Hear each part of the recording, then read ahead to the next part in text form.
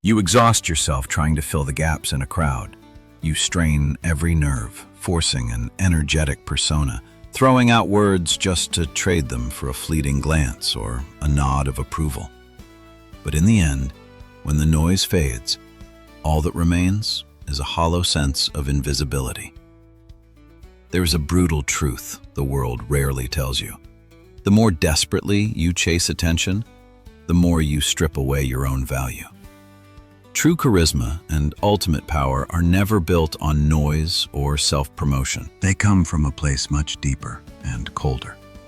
It is a silent inner strength, a solid bedrock that forces others to respect you without you having to utter a single word. Thousands of years ago, the Stoics understood this law. They didn't beg for applause or fame. The only things they sharpened daily were their minds, their bodies, and a chilling composure in the face of life's chaos. If you are tired of living through the lens of others' judgment, exhausted from playing roles just to be noticed, it is time to reclaim your power.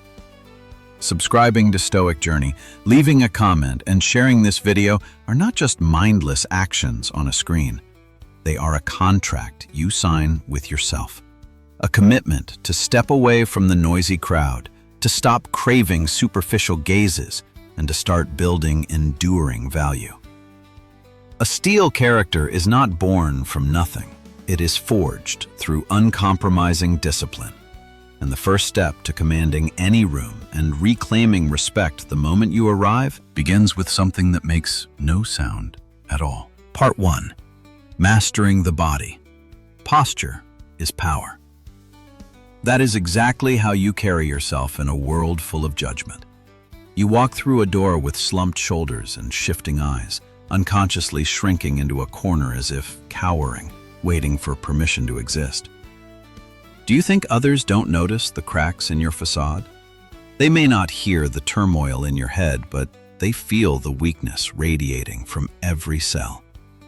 Your body strips away its own power before you even speak. When you bow your head, the cold message cast into the room is one of surrender. I don't belong here. True strength has never been about trying to look dangerous. Observe those who truly master the game in a tense boardroom or a crowd of strangers. They don't strain. They don't wave their hands to hijack attention. They simply pull their shoulders back, expand their chest, keep their spine straight, and relax. That quiet, sharp gesture pierces through all the surrounding noise, not to show off their physique, but to establish absolute sovereignty over the space they occupy. Self-respect is something that must never be borrowed from the approval of others. It must be the power you authorize for yourself. Don't fall into the trap of waiting for confidence to appear before you dare to hold your head high. The boundary between mind and body is thinner and more easily manipulated than you think. By forcing your body into a commanding posture, you are performing direct surgery on your subconscious, reprogramming your entire belief system. It is an invisible but ruthless psychological loop. When the body adopts the look of an immovable force, the brain is forced to produce the pride to match that shell. The lesson here is practical. Next time doubt or pressure surrounds you, don't look for excuses. Lock eyes with your opponent and keep your body as still as an anchor buried deep in the earth. You don't need to scream to prove your existence. A solid posture is a cold manifesto in itself, demanding the world's respect without a single sound. But once the body becomes an impenetrable fortress, the next thing you release, the sounds uttered from your throat, will be the blade that decides whether you are a ruler or just a fading shadow. Part 2. Refining speech. Less is more. When the body has become an impenetrable fortress, the next thing you release, the sounds passing through your throat, is the blade that decides your power. The weak often harbor a visceral fear of silence. They pour out meaningless words, rushing to fill every gap in the conversation like a desperate reflex to beg for attention. But a word thrown out just to soothe insecurity is a cheap currency. It exposes internal turmoil faster than anything else. The most sophisticated manipulation belongs to the one who is frugal with their words. Look at a tense negotiation or a room full of strangers. The one who prattles on, filling the space with noise, is usually the one struggling and losing control. Conversely, the one who holds the scales of power dwells in stillness.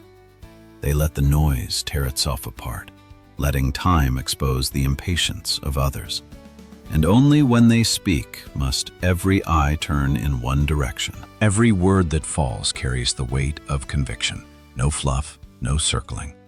This is the art of refinement, stripping away the layers of cliches to keep only the sharpest essence. The discipline to forge this weapon requires a brutal patience with an ego that always craves to be seen. The method is simple, but far from easy. Erect a filter before any sound can escape. Force yourself to face 3 cold questions. Is this true? Does it provide value? And above all, is it absolutely necessary to say right now? If there is even a hint of hesitation, swallow it. Words are like currency. The more you print, the more their value inflates and becomes worthless. When you stop handing out words indiscriminately, the world is forced to pay a higher price in absolute focus to hear you. Silence is not an empty void. It is a mirror reflecting the fear of the person opposite you, and a quiet space for you to seize control of the entire situation. However, locking your lips in front of others is only the tip of the iceberg. The most vicious sound, the one that can erode your self-esteem and dictate your entire fate, makes no noise at all. It hisses within your own mind, silent but persistent, slowly strangling every ounce of life, unless you learn to choke it at its source. Part 3. Mastering the inner dialogue. The most vicious sound, the one capable of eroding your self-esteem and silently dictating your fate, makes no noise at all. It is the silent abuse you hurl at yourself every day. You may carefully refine every word when speaking to the world, yet you far too easily tolerate a tyrant living within your own mind, one who never sleeps, never tires, and certainly never knows mercy. Whenever a project fails or a wrong decision is made, instead of viewing the event with a cold, objective eye, you drag yourself before a court of conscience and pass judgment with the cruelest labels. You call yourself a failure, a slacker, or a victim of bad luck. You rationalize that these are just fleeting, harmless thoughts, but in reality, they are venom dripping day by day, gnawing at your subconscious. Your subconscious has no sense of humor.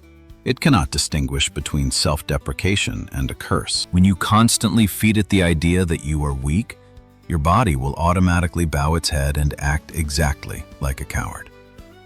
Your inner dialogue is the silent blueprint creating the harsh reality you endure in the outside world. Ultimate power does not come from manipulating others. It begins with declaring martial law over your own mind. To do that, you must become a ruthless gatekeeper for every stream of thought that passes through. The lesson here is not found in hollow positive slogans or the game of lullabying yourself with hope, but in reclaiming control over your language, the very thing secretly governing your heart rate, your posture, and your courage. Whenever that judgmental voice rises, silence it immediately and replace it with the language of strength. Do not call yourself useless or unlucky. Coldly affirm, I am learning, I am capable, and I am strong enough to crush this challenge. This sharp shift is not just psychological therapy. It is a restructuring of how you show up in life, from your gaze and your breath to the way you walk into a room as if you own it. When you authorize an unshakable value from within, the attitudes and glances of others will be forced to align and reflect that respect back to you. However, Re-establishing order in the mind cannot happen while you are comfortably seated in a cushioned chair. For those words of power to truly take root in your cells and turn into steel instinct, you must throw yourself into a more brutal battlefield where every corner of comfort is stripped away and only you remain, face to face with your own limits. Part 4. Voluntarily choosing discomfort. A place where every corner of comfort is stripped away. That warm blanket pulling you back on a freezing morning, or the soothing voice whispering, "Just 5 more minutes," is not a privilege. It is a velvet-lined trap. Every time you surrender to those soft temptations, you are silently training yourself in the habit of cowardice. Bit by bit, so small, yet enough to erode the spine of your will. And the brutal truth is this: growth never sprouts from the soil of comfort. Pain, dissatisfaction, fatigue. We often label these as enemies to flee from. But for those with a steel character, they are an invisible gym for forging inner power. Voluntarily stepping into discomfort is not self-torture. It is a coup to reclaim mastery from the hands of impulsive emotions.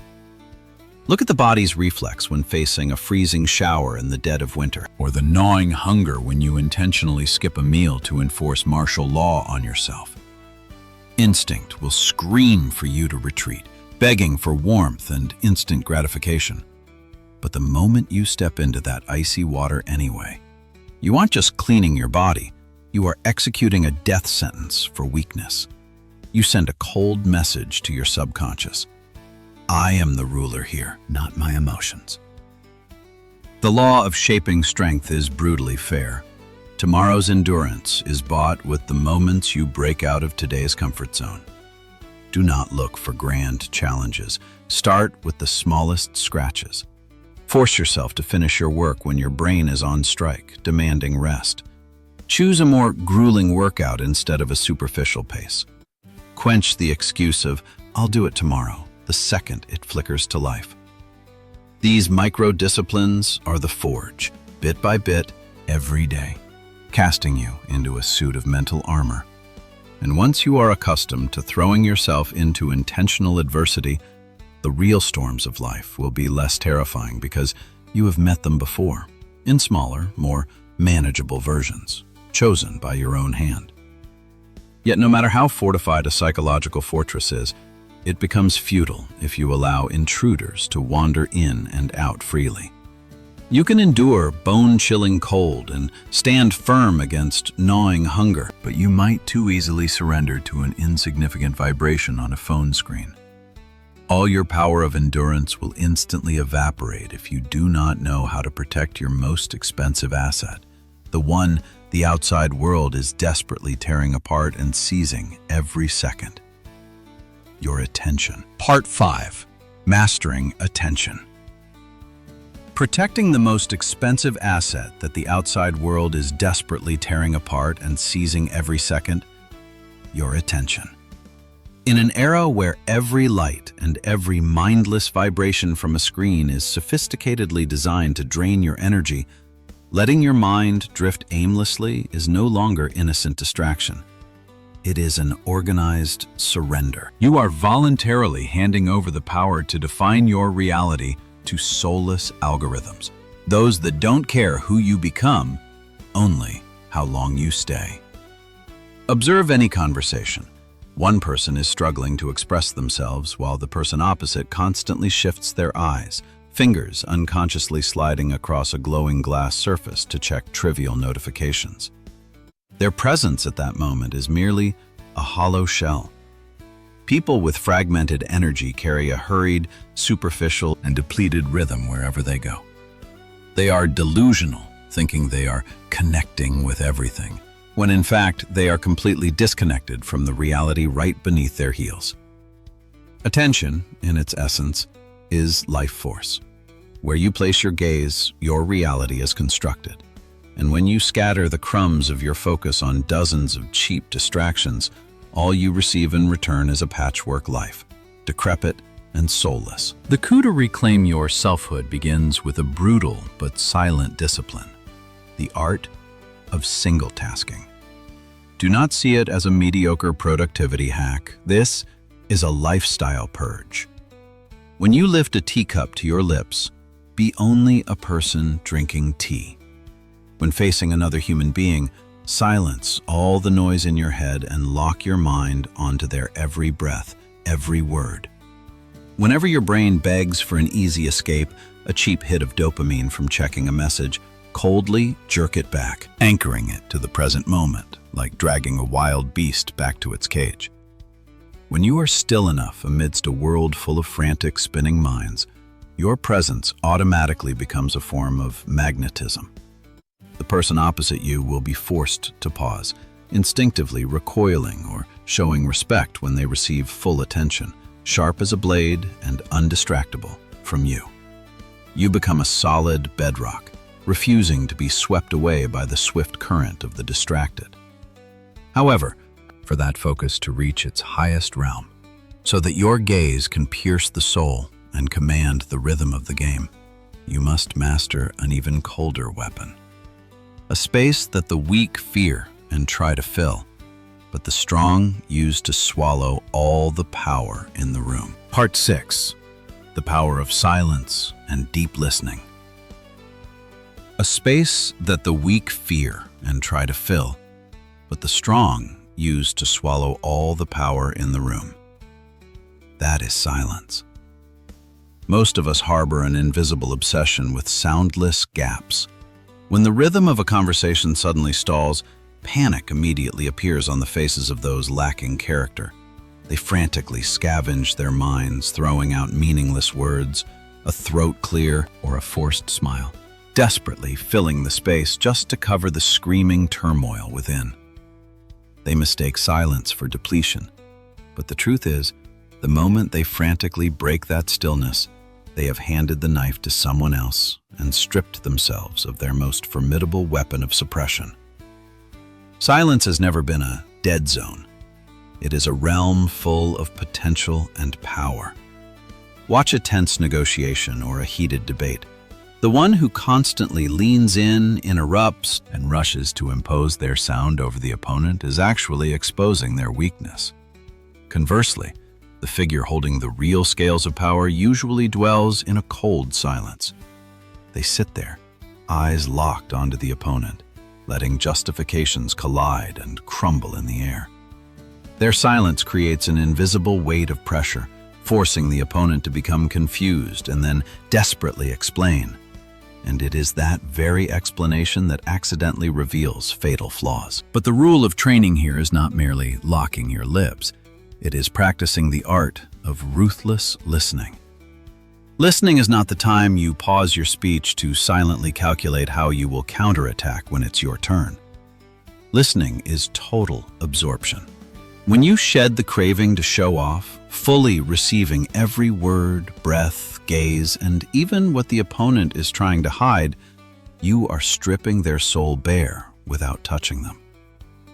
Humans always carry a burning thirst for validation. When you give them a still and total presence, you do not lower your status. On the contrary, you make them soften, open up, and gradually submit to your composure, so that the respect they return to your words afterward will have an irresistible weight.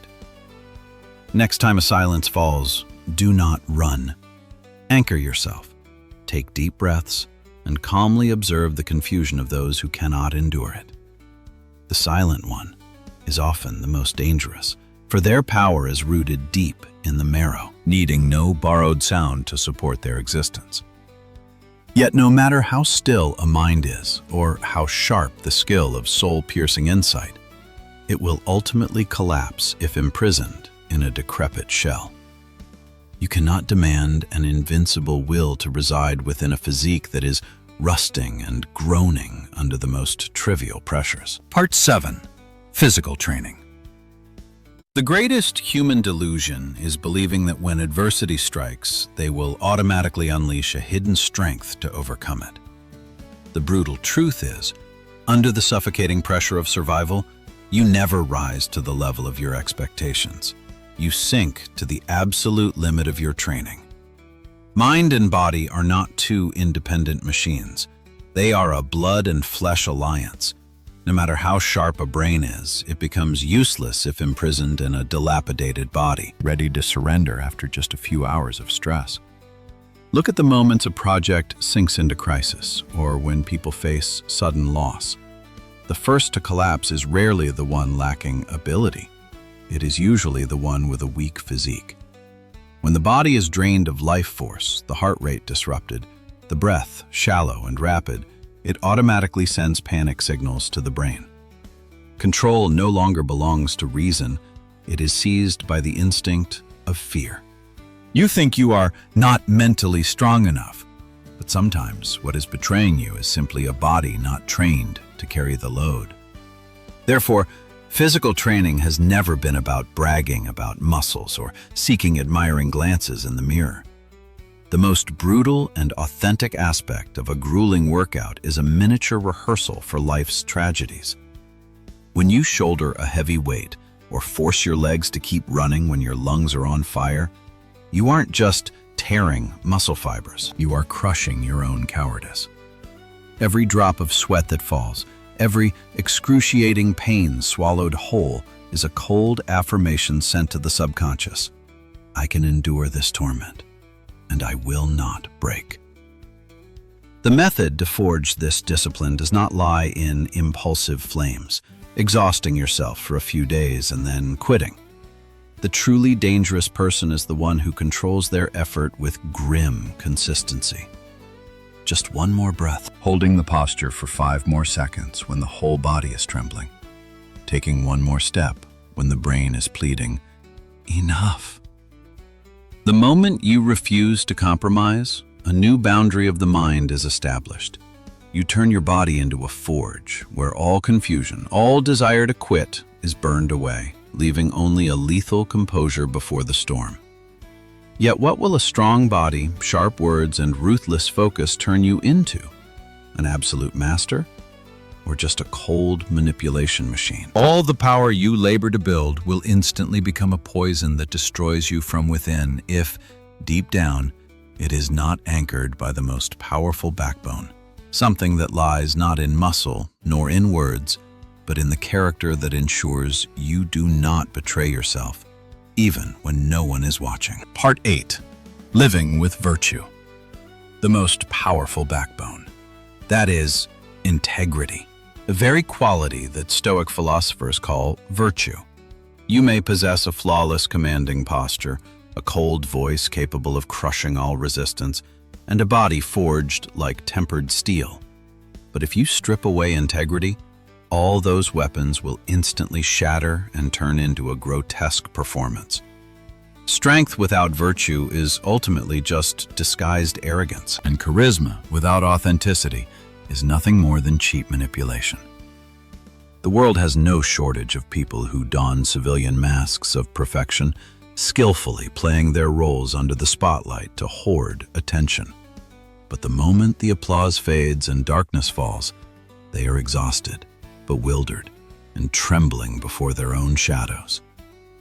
Ultimate power has never been about how you control the crowd, but about whether you dare to look directly at your reflection in the mirror without feeling contempt. The greatness of a person is not measured by earth-shattering declarations amidst cheers.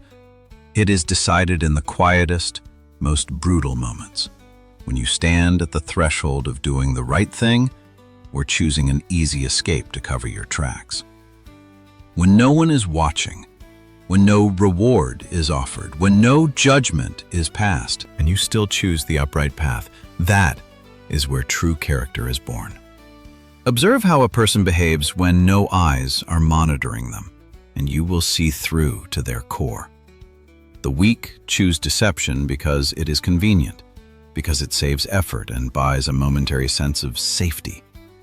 But those with a steel character choose the truth, even when it puts them at a disadvantage, even when it tears at their temporary pride, even when it forces them to walk through a shame of their own making. And the method for forging this power does not lie in grand moral speeches. It lies in ruthless self-discipline in the smallest scenarios. Keeping a promise, even if it seems trivial. Returning something no one knew you accidentally took. Or finishing a task even when you know no one would punish you for quitting. Every time your actions align perfectly with your deepest values, you are driving a new nail into the foundation of your dignity, and simultaneously uprooting the chains of living off the handouts of others' recognition. A person living fully within their own truth is an impenetrable fortress, unbribable, unbreakable, and unswayable by praise or blame.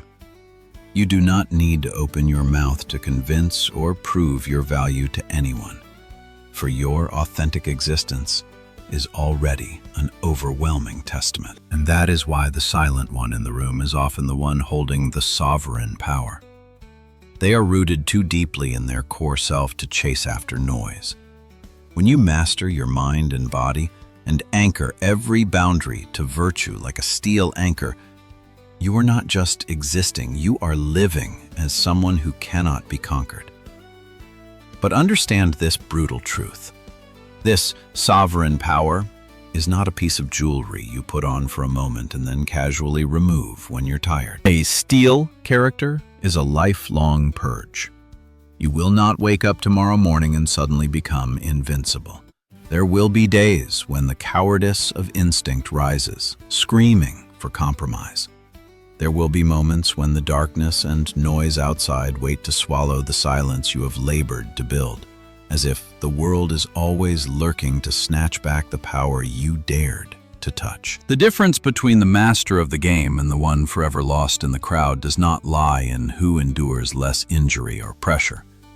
It lies in who is grim enough to keep pulling their shoulders back when the heart wants to collapse, to keep refining their words when the ego wants to show off, to keep plunging into discomfort when instinct demands retreat, and to keep holding the backbone of virtue when the temptation to give up becomes its sweetest. The greatest strength is never born under the spotlight.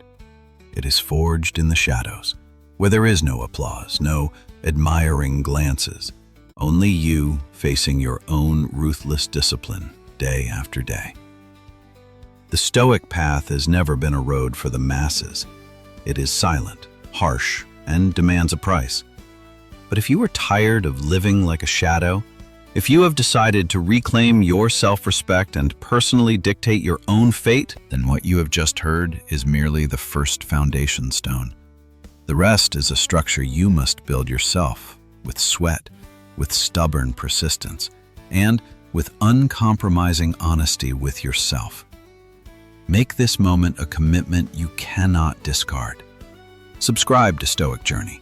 Leave a comment as your official declaration of war against weakness, and share this cold lens with a friend you know is struggling to find their strength. The true metamorphosis has only just begun. Keep your silence. Never stop sharpening your mind, and I will see you at the heart of the next brutal truths.